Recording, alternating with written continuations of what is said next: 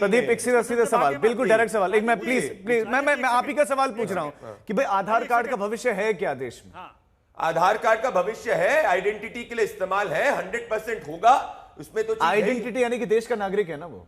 देखिए, सिटीजनशिप और आइडेंटिटी, आधार कार्ड मेरे पास में है तो वो अलग अलग स्कीम्स और अलग अलग जगह उसका इस्तेमाल हो क्या सकता जो है। देश का नागरिक नहीं है उसके पास आधार कार्ड हो सकता है? अरे तो फर्जी आधार कार्ड ममता बनर्जी कितनी बनवा रही, इतने रैकेट पकड़े गए, ये तो हर तरफ बोला गया, कोर्ट के अंदर भी चीज देखी गई है, कितने विपक्ष के नेता पकड़े गए, दिल्ली में आम आदमी पार्टी के जो कार्यकर्ता है वो पकड़े गए फर्जी आधार कार्ड बनाने में। क्या बात कर रहे हैं ये लोग, इनका काम ही यही है घुसपैठियों को अंदर बैठाना।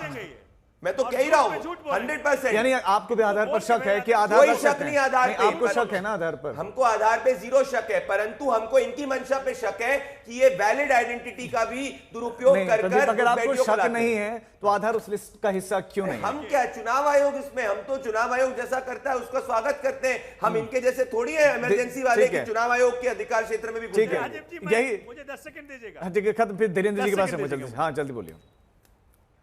जस्ट 10 सेकंड दीजिएगा मुझे। हाँ। किसी शो पे मैं था, माननीय सुधांशु जी भाजपा का नेतृत्व कर रहे थे शो के अंदर, हम लोगों ने कहा कि जी 1 महीना बहुत कम है, तो उनके मुंह से तुरंत निकल गया, शायद अनकॉन्शियस माइंड से निकल गया, चलो 2 महीना कर देंगे।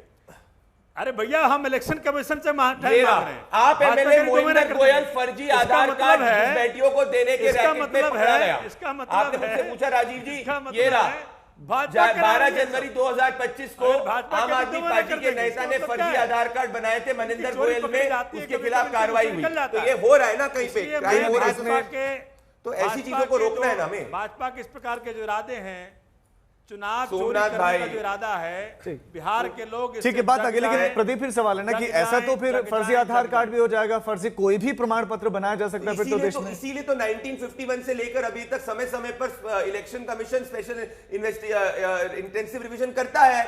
1952 से लेकर 2014 के पहले में क्या एक भी बार स्पेशल इंटेंसिव रिवीजन नहीं हुआ राजीव जी? हुआ है। तो चुनाव आयोग का 324 में काम ही, और अगर इनको लग रहा है कि चुनाव आयोग असंवैधानिक काम कर रहा है तो कोर्ट चले जाए। अभी बॉम्बे हाईकोर्ट ने इनको लताड़ लगाई महाराष्ट्र में कि फर्जी एप्लीकेशंस मत लाया करो महाराष्ट्र के चुनाव पे।